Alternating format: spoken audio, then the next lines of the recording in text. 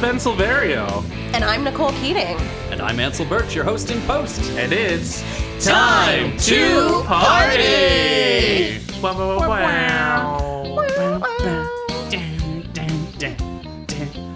I got embarrassed about how often I was singing the wrong song that I committed to myself to doing the right Commit song. to the bit. Party people, edutainment time is upon us. Woo! Yeah, everyone's favorite time of the month. School teacher, let me get my grades. Yes, we are going to school you in some random knowledge that you probably didn't need to know, but in a fun way. We were inspired by the weird stuff we saw in the movie, and now we're bringing it to you. As we like to say, we're taking you down our lazy river of edutainment. There's no chance in hell that we're taking any deep dives today. No, this isn't like research. This Right. is like Can't let the kids I'm drown. not a scholar. Right. I'm a podcaster. Exactly. This is very different. Who do you think I am? Stella Cheeks? with her very impressive degree. It's true. VID, very impressive degree. Yes. A vid. Ooh. A sweet vid. Sweet vids. Got that sweet, sweet vid. Hey, Nicole, tell us about your edutainment and what inspired you. One of the things I don't really throw out is Barbies. Mm-hmm. Some of the very, very old ones that were just like cheap, whatever, everyday Barbies. I did a lot of alternative hairstyling on them, etc. Started to fall apart. Maybe a dog chewed on them. Those got thrown out. But I do have I still have Barbies that haven't left their packages because I've been an insane person since I was a child. And one thing I never, ever had because I was too poor to ever have this much money at once. But I always fucking wanted a Barbie Dream House. So badly. They were so pretty. The Barbie Dream House was always like hot pink combined with light pink and covered in glitter. And I'm just like, 2 shades of pink is like my Shelby and Steel Magnolia's dream. Pink is my signature color. And it combined all of those just hyper feminine things that I loved. And, I was very lucky to have a mom who, while feminist, was not somebody who denied me my Barbie pleasures. Because she also was a lover of Barbie, even though it has very, stereotypical housewife origins, because I think the first dream house we have in 1962, so Barbie was invented in the 50s, which is when, of course my mom became a fan of her. We, for a long time, had an antique Barbie box that had her original outfit. Oh. But, my mom is not an insane person like me, so I was allowed to take that out of the package when I was a very young girl and completely ruin the shit out of it. That was my one Barbie. So your Barbie was OG. My Barbie was OG. Wow. But because I had this obsession with Barbie, I was allowed to have them, but we never got that dream house, and we never got the the sort of housewife fantasy that it embodies in its original version, which I feel like is now the modern incarnation of that. But the original 1962 version, it is peak Mad Men, peak Betty Draper without the problems. Oh my God, she's so beautiful. She's pristine. Her dress is perfect. She looks like the girl on my antique Barbie box. And, she even dresses up during the day. This is her glam night outfit. But even during the day, she's wandering around her little perfect dream house with all of her little perfect 1960s stuff. What was the 60s dream house like? What's included? It's very small, honestly, and it was made of cardboard, the original. The first time it was made of cardboard, so it was almost more like a little glorified puzzle or pop-up book. So when Lisa Simpson builds Malibu Stacy's dream house in the shoebox. But you would buy it and then you would be able to fold it and put it together and put all of the little things in their little slots. So rather than a play set, it was more of a diorama in the beginning. Almost, yeah. But I guess kids back then had to use their imaginations a little true. bit more. I mean, have you seen the original Mr. Potato Head? It's just a potato. Yeah. And some of those corn holders. Well, They sell you the corn holders, and you have to get your own potato. Exactly. You can't even BYOP. BYOP. This is only for the children who can afford potatoes, okay? Yeah. Not even potatoes. An extra potato Exactly. for a toy. This one's not an eating potato. This is my special toy potato, excuse me. But then later, Mr. Wow, you Potato must be Head rich. would turn into ammo for your potato gun. Ah. Oh, fascinating. The potato gun. So one thing about Barbie, though, it was her dream house. Yes, it is. She owned it, right? You know, and she did own it, and that's the thing. She always owns it. And you'll notice that Ken never goes from her boyfriend to her husband. What a freeloader. I know. Ken. Yeah, what is Ken's job? There's no Ken dream of bachelor pad, is there? Ken's too busy being an astronaut or a disco dancer. Or I mean, Barbie is all those things as and well. she owns her That's own true. shit. And she owns her own shit. She's got her stuff together. It's her car, too. It is her car. It's always her car. Yeah. You think Ken has a pink Jeep? A little bit. Yeah, you think? I think No, Ken- he borrows hers. Yeah, there you go. Yes, it's not even his pink Jeep. Yeah. He tells people it is, though. Ken, buddy. Oh, Yeah, what do we know that Ken does aside from surf? Does Ken surf? I assume. Ken surfs. Yeah. Yeah. Okay. He's got a surfer boy vibe, Malibu Ken. Mm-hmm. But Was he sold with any other, like, job-related... yeah, he's got some of the same, I mean, like... he's had some doctor. Yeah, he's had like the Oh, sort of the construction same worker. the same sort of like things that Barbie gets. Barbie gets more because she also gets the feminized careers, so she actually has twice as many jobs It's as true. Ken. Good. Ken can only have the masculine jobs, which is why he doesn't own his own dream house. He might. I mean, maybe he could. He doesn't have his own dream bachelor pad either. No, he doesn't like, have his dream anything. He's a Ken- construction worker, not a construction... Ken is living in a fucking garden foreman. unit somewhere. And he doesn't even have like bars or anything on the window. So he is a prime target. Guys, hashtag Rob Ken. Or don't. I don't think he's got any Get stuff. some of Barbie's stuff. Yeah. He has a lying All around. of Barbie's He has a stuff couch and a used TV, and that he got when Barbie upgraded her Right, furniture. exactly. Yep. His fridge is just mustard Oh, God, honey. and beer. Blech. Can he afford beer? Can Ken afford beer? Is that I think Ken could probably... What is Ken spending his money on, if not beer and trying to get Surfboards. he has closer a lot to of, Barbie? He has a lot of really nice clothes. He does have a... He is a clothes He's horse. a clothes horse. Yeah. Yeah. It's obviously clothes. We've solved it. Ken needs an intervention. Yeah. Barbie, Skipper, the whole gang need to get together and be like, Ken, bro. get a job, buddy. Get twice as many jobs, please, because you really need. Although it's 2022, maybe he's an influencer now. I wonder, I haven't been down the Target Barbie aisle in a while. I wonder if there is an influencer Barbie. Oh, I'm almost certain there is. You'd only have to give one, accessory. You just give her a phone and you're set. Ring light? Ring do you think light there's a with, Barbie ring light? I think there's probably she comes with her phone and her ring light and maybe one of those Polaroid, trendy Polaroid Instant cameras, cameras, Instamax. Yeah. That's actually... If you could teach kids about lighting at a young age. It is so. I mean, honestly, It's hard. Hashtag cables are hard. We've learned this. Just today, we've discovered this. I don't even know that Ken could afford our next sort of upgrade that Barbie gets. I don't know that it's necessarily an upgrade. I think of it as a downgrade because it's Barbie's townhouse.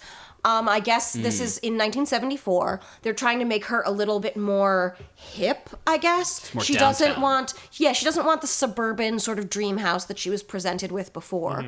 Even though it was her own, it still very much has that couch, kitchen, sort of almost like a sitcom structure. Right. Like you're looking at a sitcom stage. But this is a little bit more oh, she's sophisticated. She's in the townhouse. There's an elevator. Ooh, look at all these things. But I don't know that I consider it an upgrade because you still have neighbors that are really, really close. And I don't know.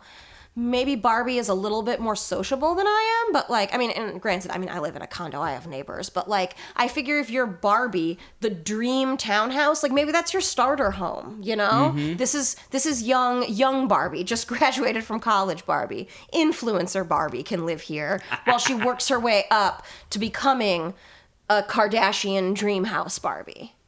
And what year was this? 1974 was when Okay. this one came All out, right. and this one also is the one that integrates a little bit more plastic.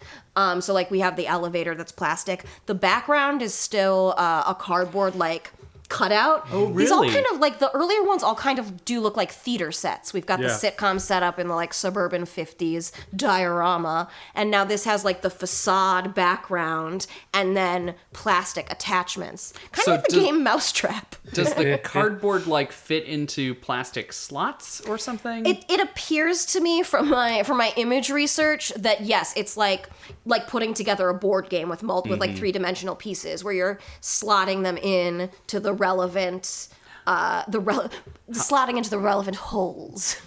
How many Christmas Eves of swearing must that have been in the early 70s? Jesus Christ, I can't even imagine. I have to put it together? Oh no. Oh no. Can't Santa leave it as the is box? in the box? Oh no. Beautiful. You should be a mall Santa. Or you kind of look like young Santa from the Yeah. Santa Claus is Coming to Town. true. It's not the first time I've heard that. Oh my god. Wow, I made Got a your next celebrity. cosplay squared away. Yeah, there you go. Claymation it's Santa. Obi-Wan and Santa from the Claymation. Nice. Hey, Andy was oh my god, Island of Misfit Toys. Yukon Cornelius.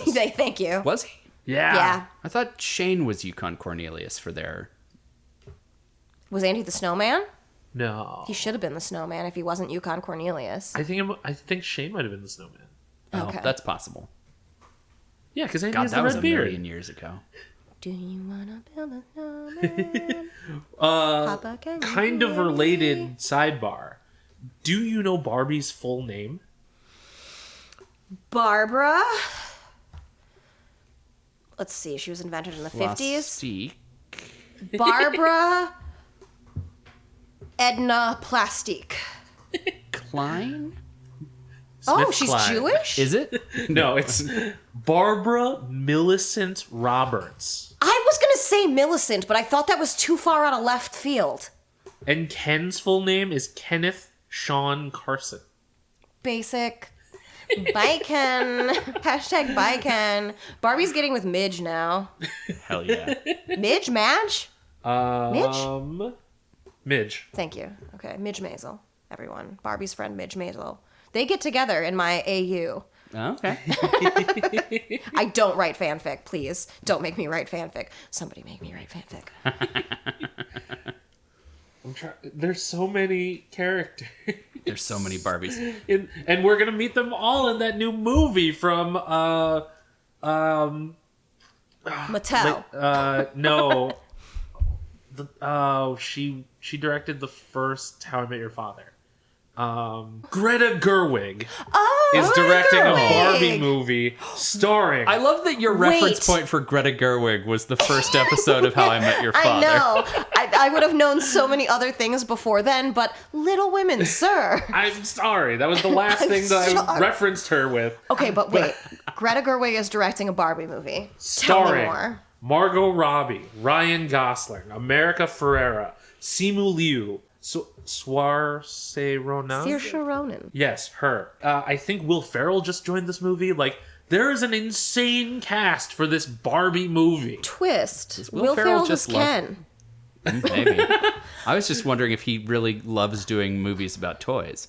Is That's it very possible. animated or is it live action? It's live action. What? I'm I am pretty gonna- sure it's live action. I mean, the cast looks like they're supposed to. That's why I'm asking. Yeah. Like, it doesn't sound like they're voiceover people. Margot Robbie is Barbie. a very Barbie type. I mean, Simu Liu looks like a Ken doll. He is a beautiful human. It's true. There was that sketch with him and Bowen Yang where Oh he my goes, god. you know, we're kind of the same. You've got abs and I've got ibs. IBS. It's just, dead. Yes, can confirm that this is a live action movie co-written by Greta Gerwig and Noah Baumbach. Holy shit, this is gonna be like Oscar material. What could it possibly be about?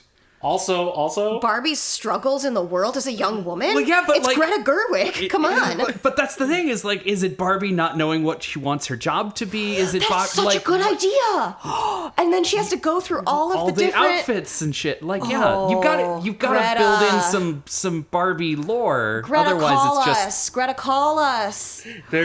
they just added more people to the cast this week. Michael Cera, Issa Rae, Kate McKinnon. Like, what? Kate McKinnon is Barbie's new lesbian friend. Please. Please, Lord. she's Midge. She's Midge! She's gotta be. Oh my goodness. Kate McKinnon and Margot Robbie is like Nicole needs a private moment. I like how we're now alone. fan casting the Barbie movie. Hashtag Barbie fan guest. I just really like Greta Gerwig. And I really do like Margot Robbie. I think she's so talented. She's so good. Oh, she's so good.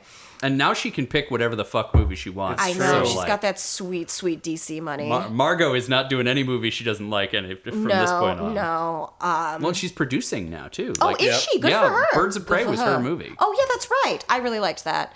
Anyway. So what happened after the 70s? So what happened after the 70s? Actually, we're still in the 70s, and something else I was going to suggest to Greta, should she hear these wonderful suggestions and Right. call us to be on her development team. We'll at her. Yeah, let's at Greta Gerwig, because I love you, girl, but also I have a pitch that maybe we should like do a little like retro fusion with Barbie, since she does have historic origins. Sure. And maybe we could get a little plot fuel out of that. I mean, we do have Little Women. That was a period piece. Maybe we could go back to the late 70s when Barbie moved back to the suburbs. But this time she's in an all-plastic house. None of that fucking paper and cardboard up in this Upgrade. shit. We are living large now. This is her all-plastic A-frame house. So we are getting a little bit hipper. It's got the hipness of the townhouse. You're in the city. But no, now you've got your A-frame in the suburbs. Upgrading, influencer money, hashtag Barbie. Now we're back to the townhouse. So here you go. This one's for you, Ben. Right? We're in the early 80s. Obviously, we know Barbie, career woman. She's got hundreds of jobs. I'm sure there's someone on the internet somewhere who has counted Barbie's jobs. So something that I like to think about in this lore is that it's not that Barbie is changing residences. She's acquiring more property. Yeah. So Barbie is, she's a mogul. With all this money, she's a mogul. She can do whatever she wants. So she can Barbie has had a staggering, I quote, staggering 72 careers. Wow. Not quite hundreds, but still, 72 is a lot. Impressive. I feel like I may have had that many at this point as well, but I'm nothing Including compared President to Barbie. of the United States. What? Barbie was our first woman president. I forgot about that part of the social studies class. Yeah. Barbie was our first woman president. Unfortunately, we have not gotten to that in real life. Right. Only our Barbie dream life. Only in the toy aisle. Only in the toy aisle. Hashtag what happens in the toy aisle stays in the toy aisle. Over all of her jobs, she will have made an impressive $45 million. If you think of all the jobs she had and the money that she would have made. Honestly, seems low to me. Yeah. I feel like she'd be a billionaire. I guess it depends on how long she had each job. I mean, that's true, but yeah, like president actually doesn't pay that well in the grand scheme of things. But so many of those people are already rich that it doesn't matter. But I guess it does depend. But I don't know. I feel like with the sort of benefits and like maybe she's earned $45 million, but I feel like she's worth a lot more. Her net worth is higher than that. There's a whole list It's here. Oprah then Barbie. It could be. Barbie could honestly be, now that Elizabeth Holmes has been disgraced, she could be our first female billionaire. There you go. Net worth. But again, she's acquired a new property in the 80s. Working girl, American Psycho times, you know the drill. Lots of business cards. Back in the townhouse. Back in the townhouse. She's still got the elevator. But now, again, we're in the all-plastic era. And one of the things that's just very interesting to note about Barbie throughout all of time is that she really does sort of go with the times. Barbie is not... as many sort of like very old school like second wave feminism says like, no, we don't want this because like it's very like stereotypically feminine, like rejecting this sort of like feminine aspect of Barbie, when in actuality Barbie is a quite progressive force in children's toys. Sure. She has a lot of these jobs when people are like, as soon as somebody says a woman shouldn't have that job, Barbie gets that job. I mean, she's had a job other than housewife since almost her inception. That she started as a fashion doll, but then what if people stop buying the fashion doll? The fashion doll has to evolve simply for sales purposes. Yes. We gotta appeal to the kids. Oh, yeah. That's why Spider-Man has so many suits. That's why Spider-Man has marketing, so many yeah. outfits. Marketing. Gotta keep making the action figures. You know? We got to get more pops on Ben's wall. God damn it. Go do it. Please, Spider-Man. Please stop. This is an outreach to Spider-Man. Let's add Spider-Man. Please stop making new costumes. You've got enough suits. You've got enough so many suits. So many suits. Tony Stark is dead. He can't make any more suits. Please stop. Please stop. You just got to keep finding 3D printers. That's all. Ooh. Tony Stark's just left 3D printers around the world for Spider-Man to find. He kind of did that thing that like Aladdin does with the coins in the big parade, but with 3D printers. Here you go. Those Edith's glasses were just, he was handing those out to everybody. Like when you get to the movie theater, here's your 3D, here's your Edith. She's lived in yarn houses. She's lived in 3D printed houses. She will. Yarn houses in the past, 3D printed houses are the future. It's only a matter of time. You and me, Barbie. Matty would have 100% 3D printed Jenna hell yeah. a dream house if he could have. Oh my gosh. I mean, this was several years ago, so he probably has one by now. He's probably 3D printed the Barbie Dream House by now. Yeah. He was on the cutting edge of that. For their kids. For their kids? In canon, well, in my canon. Jenna and, well, actually, in the Adam Project canon. In the promotional canon. Jenna and Matty have a kid. But he builds him video games. Yeah. Okay, that makes sense. Well, but in the movie, don't they have kids when they sit down on the couch? In like the flash forward? Yeah, when they're moving into the house. Oh, I thought you were still talking or there's about... like an implication of a child in some way that there's like toys or something. There was definitely a kid vibe. Yeah, that's why I always sort of understood that's why they were moving into the house. That they were like, oh, now we're married, we have the kid, we're getting the house, we're doing the Barbie Dream House thing. She's got the job, she's got the kid, she's got the boyfriend that she's actually deigned to marry, Barbie. No, I'd say frame Barbara time. Millicent, I'm looking at you. But she might just be spending weekends with Ken at her newest property, Barbie's Dream Cottage. I mean, Ken's job should be caretaker of Barbie's properties. If he's... he could be like a sexy groundskeeper? Yeah, exactly. I can definitely dig sexy groundskeeper Ken. I buy that. Yeah, like groundskeeper / pool boy Ken.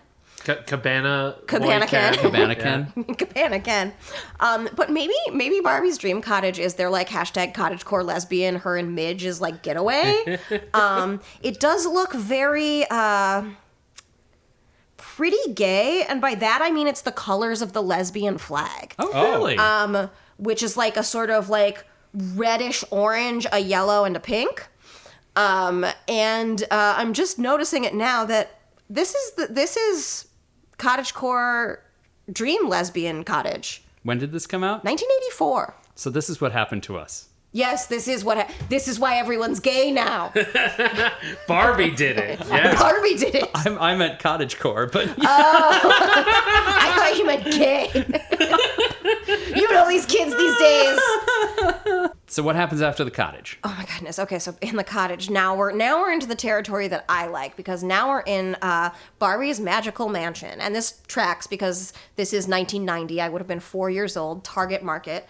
When I was 4 years old, the things I asked for Christmas were the like Barbie and accessories. Like I said, I never got the fucking dream house because we were poor, but I did get the Robin Hood Prince of Thieves forest playset. Hell yeah. A lot of plastic everywhere. I feel like this is why we don't have an environment anymore. This is the Anthropocene was our childhood. Was this era where everything is plastic and we're baking weird bugs out of some kind of chemicals in these ovens that are probably going to give us strange diseases But later they were on. delicious. Creepy crawlers. Every time you went to get a Happy Meal, you got a new piece of plastic to lose in the Oh my goodness. sandbox. We had what we called the guy box. Full of all our little guys, all the little guys.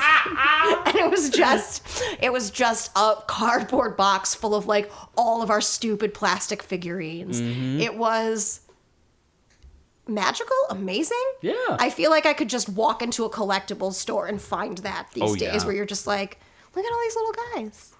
Well, I'm gonna make an They're imagination probably still game. in somebody's cardboard box. Oh my goodness, somewhere. I mean, what happened to them? We probably They're all at Quake Collectibles now. They're all there. They're all there. Shout out to Quake Collectibles. Love Those that dudes are place. great. You can tell I haven't really talked today before this. I should have actually done a vocal warm-up. That would have been a good idea. We would do a theatrical vocal warm-up. Open the passageways. The Magical Mansion was one of the most elaborate dream houses. It has been said by a representative from Barbie. And it is really elaborate because the lights work and everything. Oh. So this is like one of those like, this is the 90s. We've got to make sure that we keep the kids' interest. We really got to like try to top ourselves, one up ourselves. And so we're going to give them lights. We're going to give them like opening and closing, like the panels open and close. So like we had our diorama in the 60s. We have our like townhouse with the fake background. Second townhouse a little bit like the first fake background, but now it's plastic. Cottage is sort of like open plan. But this is like you have the false wall, more like a traditional dollhouse where it opens. Okay. And of course, all the furniture is pink. There's more rooms.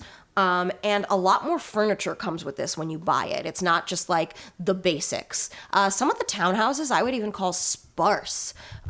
Very much like there's a couch and a table in this one room on this one level. But otherwise, where's Barbie's furniture? It's at Ken's house. Ken's been slowly selling it. On Craigslist. Ken's list. On Ken's list. Ken's list. Ken's list back pages. I don't have any further joke about that. I just said it. I'll circle around to it at some point. Yeah, we'll come back, yeah. I mean, we don't have to come back on this podcast. I just mean at some point you'll hear me tell a joke about... It'll come to you. It'll come to me. Like back pages. Well, they always come to you. On you. Whatever. Around. They come around. Yeah. Near. All of those things are accurate. Still in the 90s. Another upgrade. So we're selling the Magical Mansion, and there are iterations of each dream house in between. I feel like they go from whatever the staple is, and then that staple morphs into something smaller, something a little bit more. These are like the things you sell around Christmas, the Magical Mansion, the lesbian cottage. But then, you morph into something a little bit more basic, normal, see how that sells for a few years. Barbie's BDSM dungeon. Barbie's BDSM dungeon from the lesbian cottage. Right. Yes, that's the sort of It's an downgrade. attachment. Yeah. Along with the stable. Yes, gotta have the stable. Barbie's 6-car garage. Ooh, wow. That that attaches to the Magical Mansion. There Is you the go. garage full of Maseratis. that Ken is not allowed to touch. No, oh my God, are you kidding me? He does though. Oh my gosh, it's Like lots of drama. Barbie, Skipper, Stacy all have their own, but Ken's not allowed to touch any of them. And Stacy's 15, so I don't even know that she can like technically legally drive yet. She just but rubs it with it's- a diaper. This is like her when she gets her license 16th birthday present. It's already in the garage. It's already in the garage. So it's like an incentive. You've got the car. Don't screw up. Don't screw up. You've already got the Maserati. And Ken has a bike. Do you remember the Barbie and Ken that had bikes that they could actually ride and like? It looked like... Yes, I do. Yes, I do. Like tandem bikes, or was No, it they each two had their own separate bike. bikes? Okay. I think there has been a tandem, but I think it was like Barbie and Skipper or like one of the sisters because it was like a picnic thing. I feel like there's a picnic themed tandem bike. That makes sense. Still in the 90s, our next big like flagship Barbie dream house is her deluxe dream house. Not necessarily a mansion, though to me this one looks more like a mansion. The first version of the mansion, very pink, but still front facade, very much looking like a typical like pointy roofed house. The deluxe dream house is like all white and light pink in the front. It has columns next to the door and a little turret. So this to me reads more mansion. Some like colonial shit. Right. I mean, Is yes. this Barbie's plantation? This like a little bit plantation-y. Oh no. Honestly. This was only available in the South? Like Living out our Anne Rice, Louisiana fantasies here. Anne Rice. Anne Rice has been a big influence in my family. I don't know if it reads plantation so much as it reads Victorian because of the turret. The columns, yes, a little plantation-y, and the like white front, white siding, I guess. It does look like they jammed a plantation style and a Queen Anne together. I like it because the contrasting color is sort of a teal mint kind of deal. Looks like a sorority house, honestly. Okay. Like you could just Actually, yeah, it really does. Beta what? Theta Pi. What's the Greek M? Beta mu rho. Yeah, there you go. All right. Now, baby.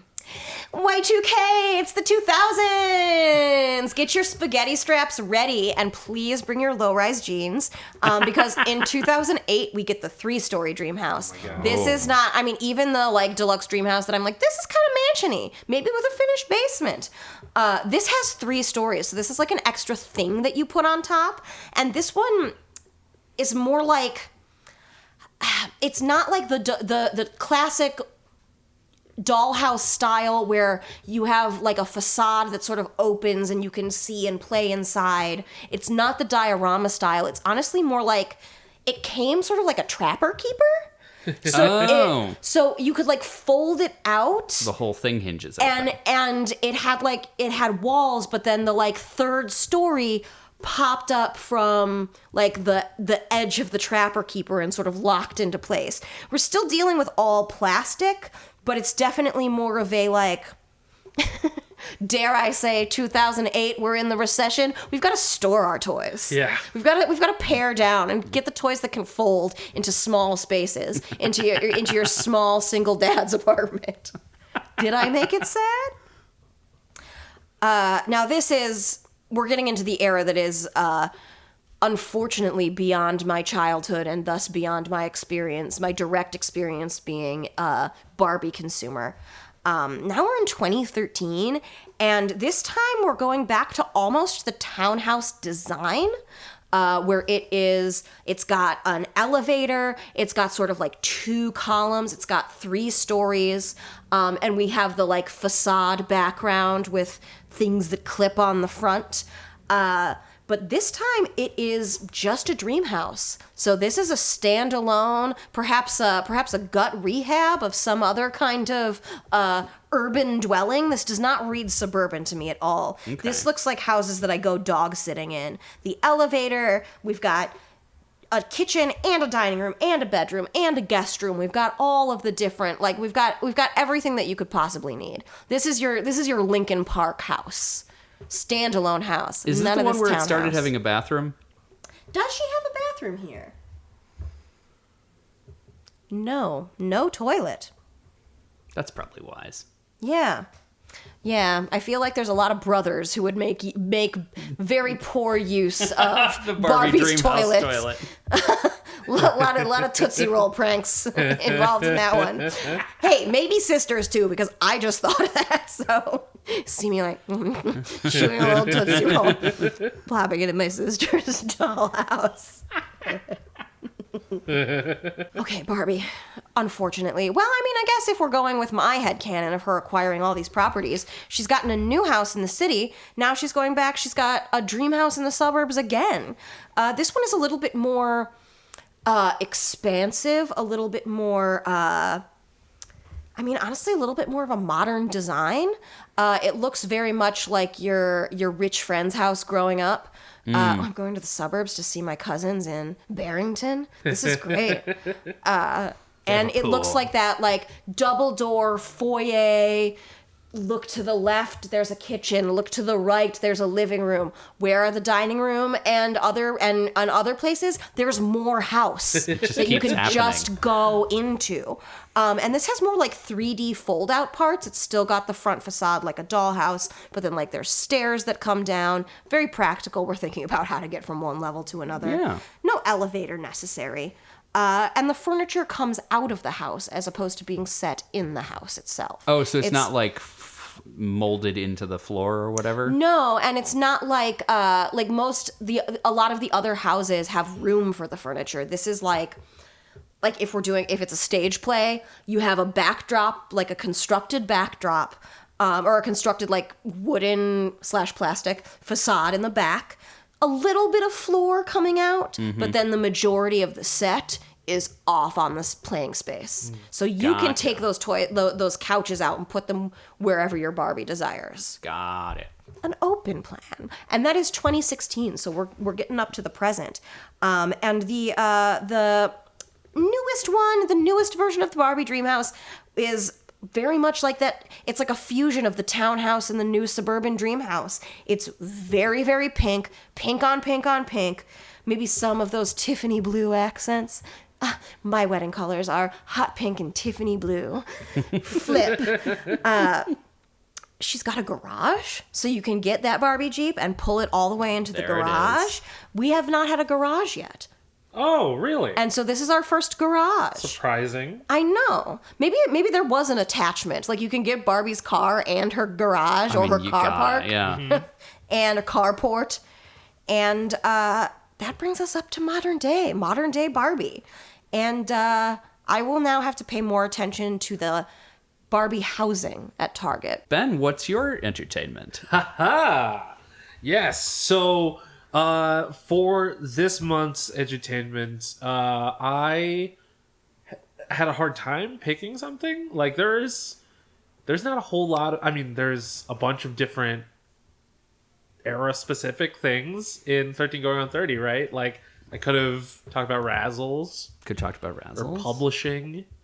Or yes, that bastion of the 80s. Publishing. the now dead art of making magazines. When I think 80s, I really just think publishing. It's true. Like it's the 80s and then the before times with Hearst and Pulitzer and the Newsies. The Newsies. It goes Newsies, then the 80s. Exactly, right. That's what you learn History publishing. That's what you learn in high school social studies, right? I never got to the 80s in any history class. They stopped at like World War II. Same. Yeah. Nothing happened after World War II, everyone. Well, all the movies that my teacher showed were from the 80s, so that's there you go. Part of that's it. also a history lesson. Movies. Movies, they're fun. If only we talked about movies or something. Occasionally we can be moved. We talk about movies. So I decided for my edutainment this month to look into the music video for Thriller. Thriller, the dance, plays such a big part in the movie. Probably one of the most iconic scenes from 13 Going on 30 is set to Thriller. And Thriller itself is such a pop culture staple that people might just be like, oh yeah, Thriller's always been a thing. Thriller is forever. But it almost wasn't.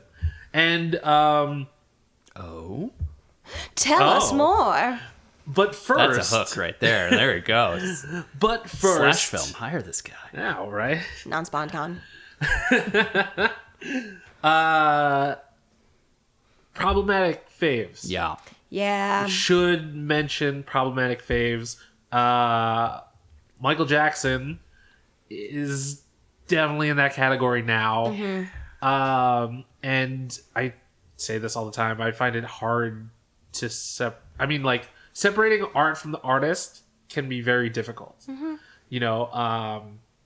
But like in the case of J.K. Rowling, I try not to support monetarily anymore, even though Harry Potter was such a big part of who I was growing up, and it's a complicated thing. Very, very, very much so. And he still definitely has like living victims, but also like it's easier now that Michael Jackson has passed away that like Sure. the money is not necessarily going directly to support him, but it's also, you know, you look at so many situations particularly in Hollywood and the music industry, the arts and entertainment industry in general, that like there are so many cycles of abuse to parse out that I'm not necessarily going to come out and say with everything that we know about Michael Jackson that he himself wasn't a victim, that then, you know, all my true crime knowledge, victims often become abusers, and I think that there's a lot to parse out there. But, you know, he was a really talented musician who was, you know, from a very young age. Yes, he revolutionized a number of elements of the entertainment industry. And pop music and... He's the king of pop for a reason, but also he revolutionized music videos. And that's why Thriller is so important. Because, I mean, for starters, it's the first ever music video that was added to the Library of Congress's National Film Registry. Whoo-hoo, prestigious. Yeah. Like, Michael Jackson took music videos and turned them into short films. Yeah. Like, he made the art of music videos legitimate. You know, MTV was created for people like Michael Jackson.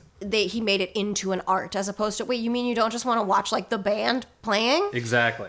You don't just want to watch, like, a concert where they may or may not be on key? I think this is the end of the tour, Axl Rose. Like, you sound a little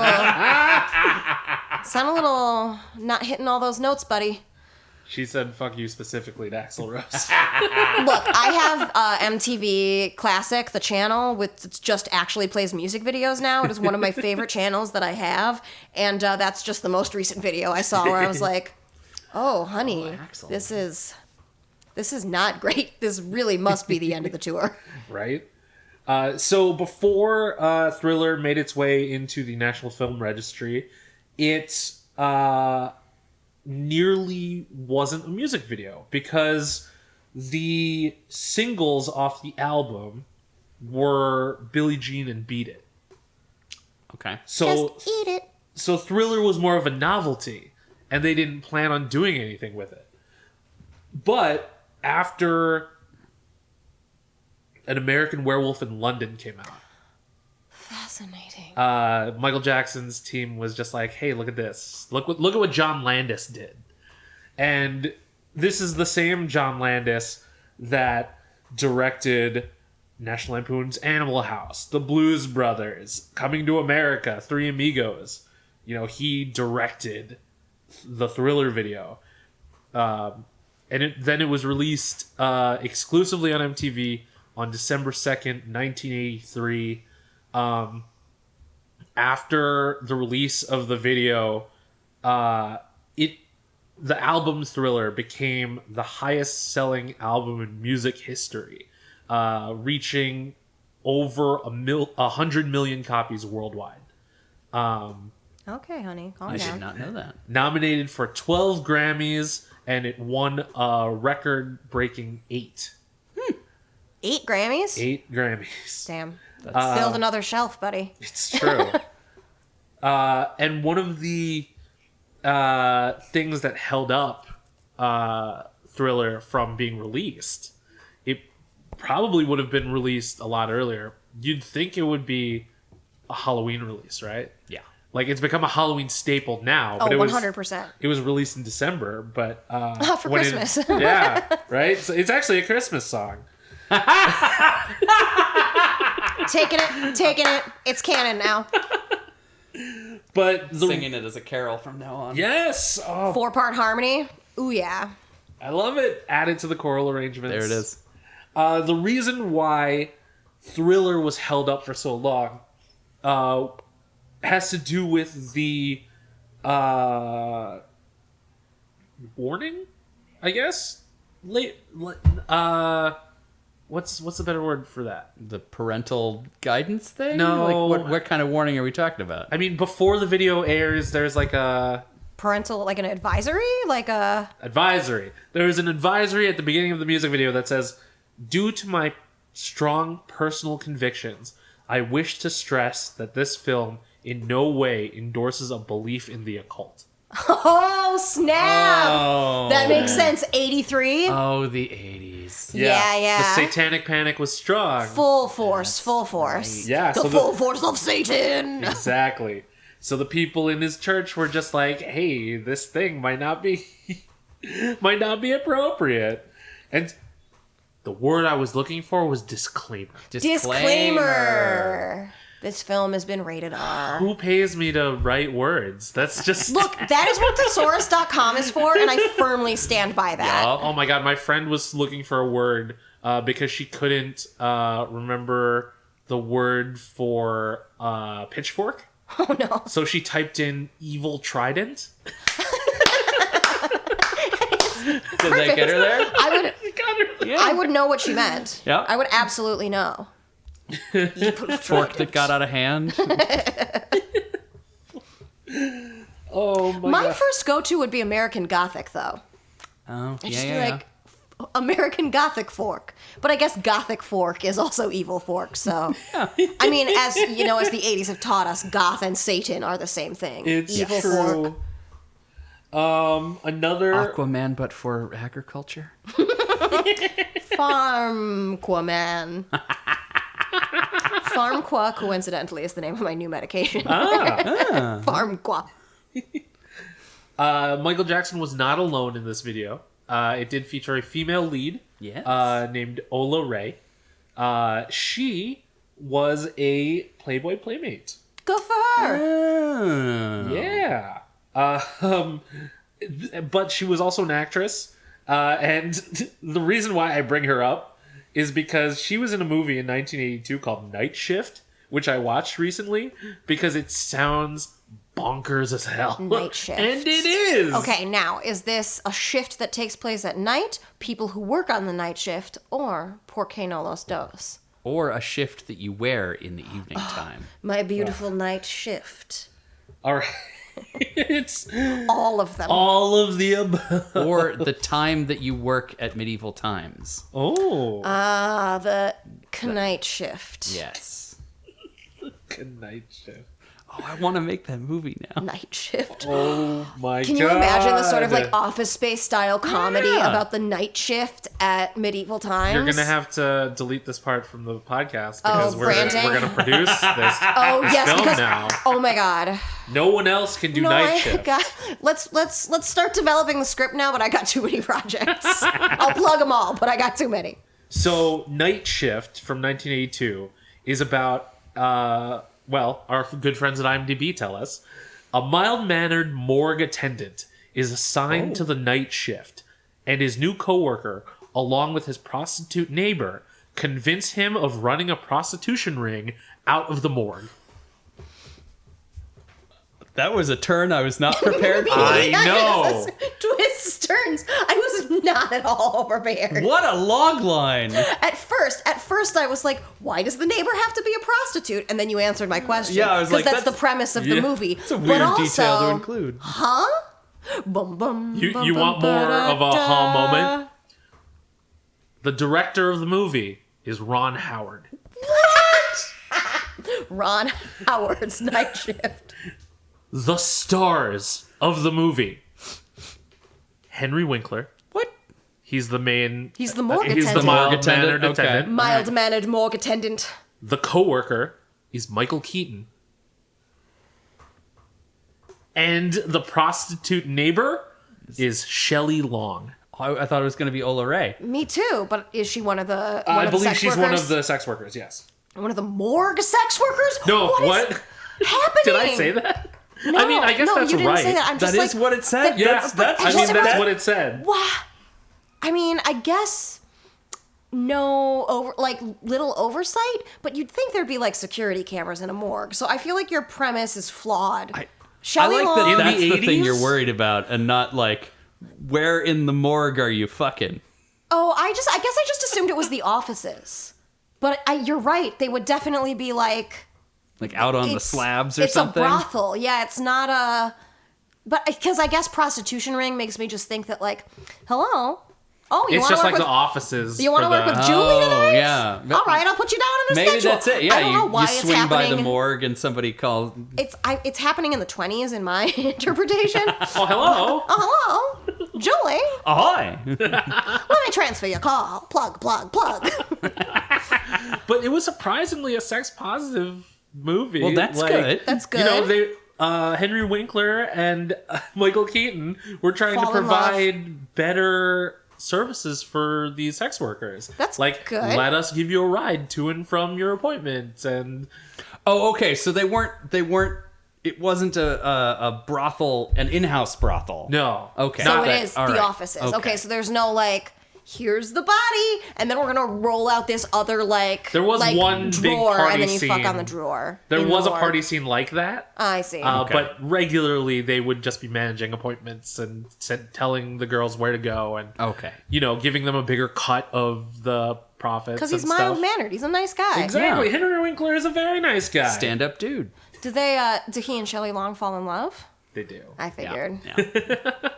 It was just It's of the time. when They I have to. saw this synopsis while scrolling through, I think it was the Stars app.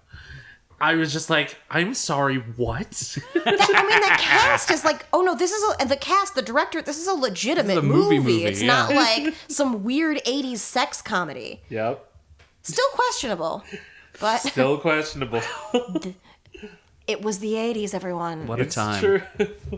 And then Night Shift star Ola Ray went on to do Thriller.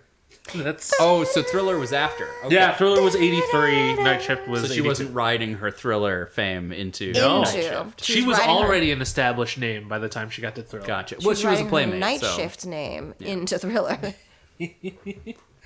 The hit movie Night Shift. Shift. Oh, the other Night Shift fact that I had to bring up, and I know I was talking about Thriller, but I It's a Night have to Shift mention podcast now. this. This is a Night Shift podcast now. Night Shift fan podcast. The music for Night Shift was done by Burt Bacharach, and the song "That's What Friends Are For" by Rod Stewart was written for this movie. Okay, I almost did a spit take. First of all, Burt Bacharach just always makes me laugh because the name is fun to say. Yes, of course. My tongue twisters for the evening, Burt Bacharach and mild-mannered morgue attendant. But Rod Stewart wrote a song for this movie. Burt Bacharach wrote it. Rod Stewart sang it. Sang it. Okay. But like, "That's What Friends Are For" is like a staple. Yeah, that's. It's a like I know that song. karaoke classic, dare I Exactly. say. like Cannot I get mean, over this. I know more people know the Dionne Warwick version or the Elton John version or the Stevie Wonder version, but the OG Rod Stewart version was because of Night Shift. And like, I love these songs that were written for these movies that now exist independent of the movies they're written for. For example, another example. Do you remember the movie Quest for Camelot? Yes, actually. I don't think so. I feel like I should.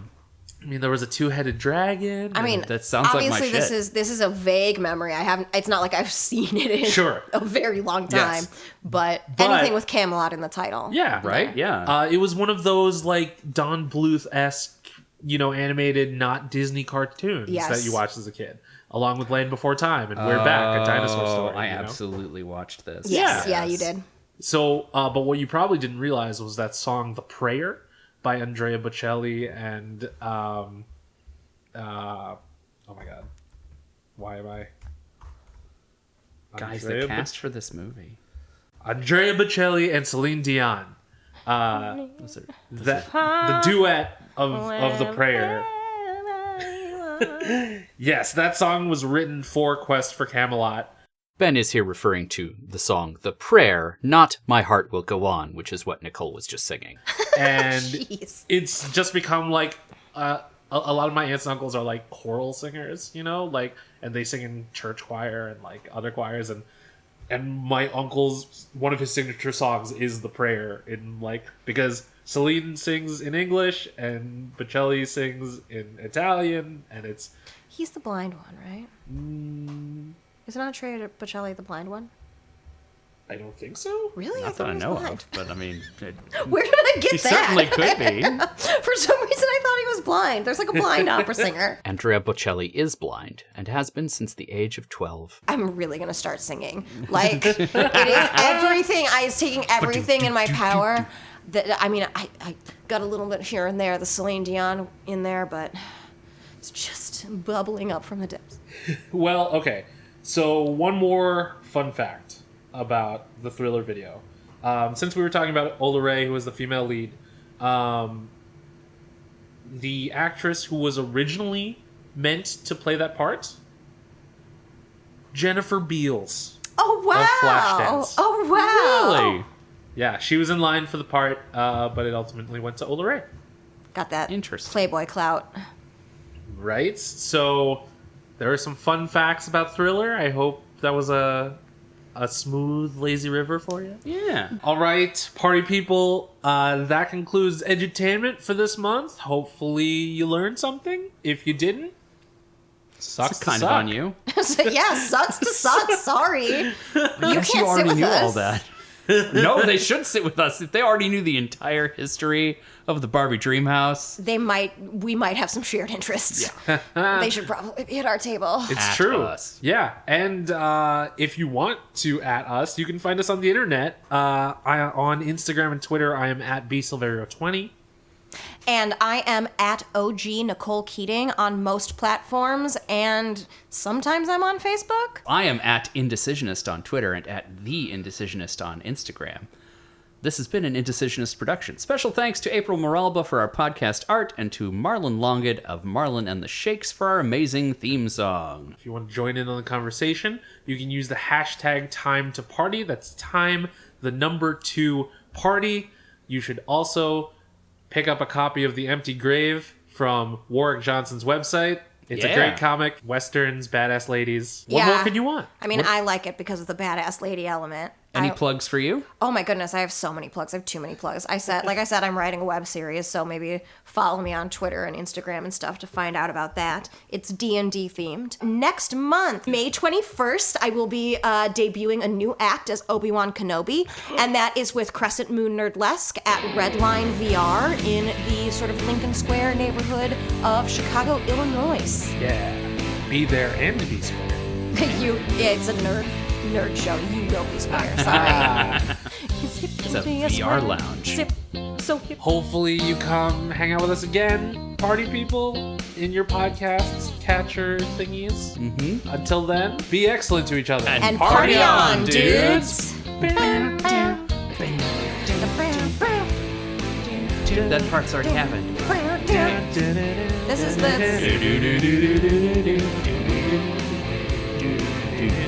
Do you have the time to listen to me